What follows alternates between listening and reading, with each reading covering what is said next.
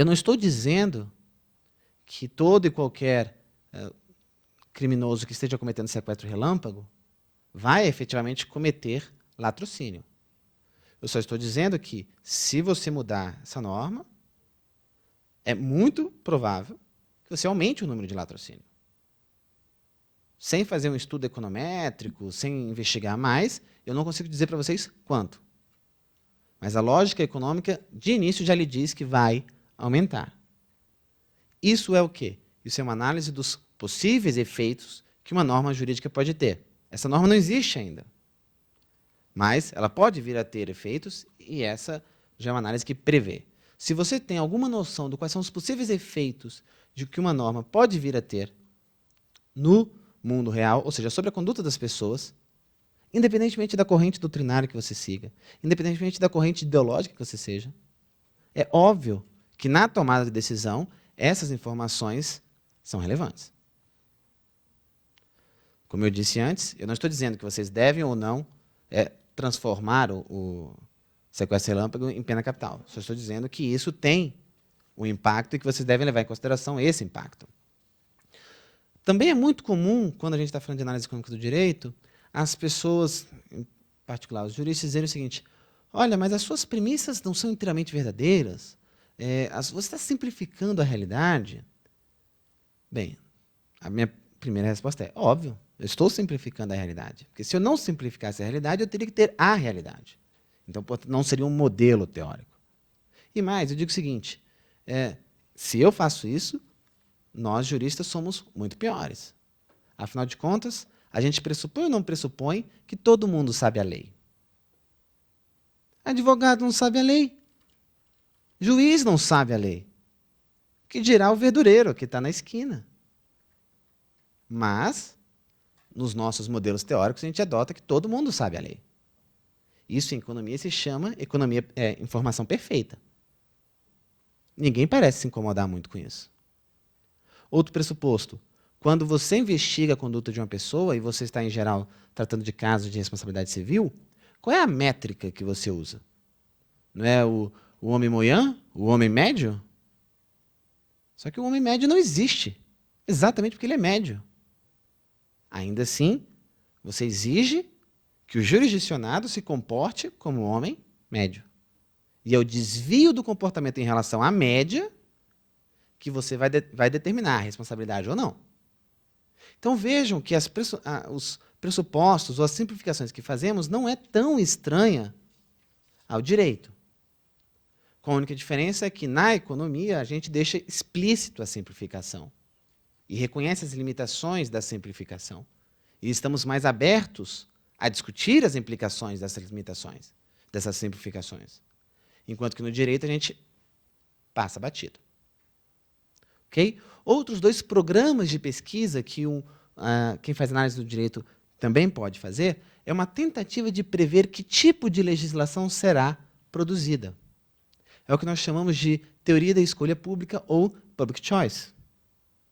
Então, o que é public choice? Public choice é uma mistura de direito, ciência política e economia para tentar prever, por exemplo, como o Congresso Nacional vai se comportar dado uma certa medida proposta pelo presidente.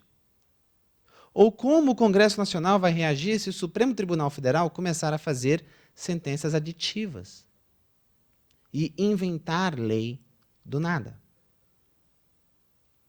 Também é um ramo extremamente interessante. Um último ramo, e aí muito mais controverso, é a tentativa de avaliar a adequação de normas jurídicas. Há muitos analistas econômicos do direito que propõem que o critério fundamental de validação de uma norma jurídica é a sua eficiência. O que isso quer dizer? Se uma norma for eficiente, ela é boa. Se ela for ineficiente, ela é ruim. Mesmo dentro da análise econômica do direito, esse tipo de proposta é altamente questionável, mas não deixa de ser um campo de investigação válido. Afinal de contas, saber se uma norma é eficiente ou não pode ser útil numa tomada de decisão, ainda que não seja o único critério. Via de regra, quando eu converso com pessoas, alunos, ou mesmo professores no Brasil, sobre análise econômica do direito, invariavelmente, eles brigam e criticam essa linha de pesquisa. Ela é uma de 4. Mas é tão fácil criticar essa linha de pesquisa que para que eu vou perder tempo criticando as demais? E mais, por razões históricas, que eu não tenho tempo aqui de comentar com vocês, o principal nome da análise econômica do direito se chama Richard Posner, um juiz norte-americano, é exatamente o propositor dessa linha de pesquisa. Então, nós temos simultaneamente a linha mais controversa, mais famosa. Então, é natural que a maioria das críticas recaia sobre essa linha de pesquisa. Quase nenhuma crítica é feita sobre as outras linhas de pesquisa. E é isso que eu chamo a atenção dos senhores essa tarde.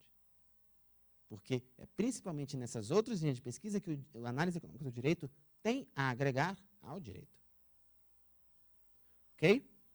Pois bem, dado que o nosso tempo é limitado, ao invés de explorar mais cada uma delas, eu gostaria de conversar com os senhores, já que estamos no Supremo, sobre o que a análise econômica do direito tem a agregar a decisões judiciais.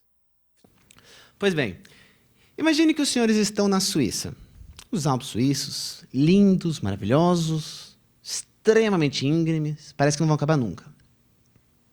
Imagine um governo local da Suíça que cuida dos Alpes suíços.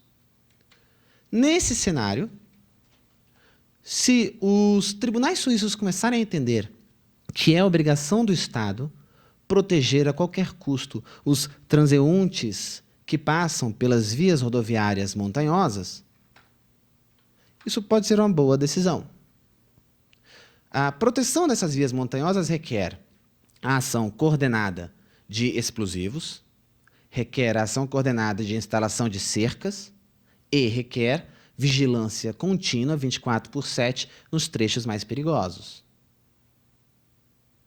O fato da sociedade suíça ter determinado que essa proteção seja oferecida, e ela é oferecida, e muito bem, significa que a sociedade suíça ponderou que vale mais a pena manter as suas vias montanhosas protegidas do que poupar esses recursos alocados nessa função para uma outra função qualquer.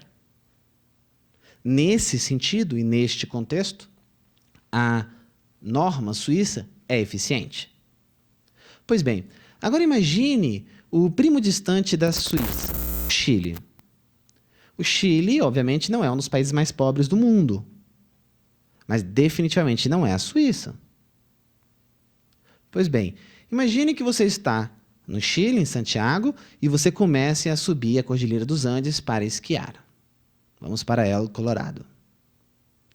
Imagine que também há um governo local responsável pelos Andes no Chile.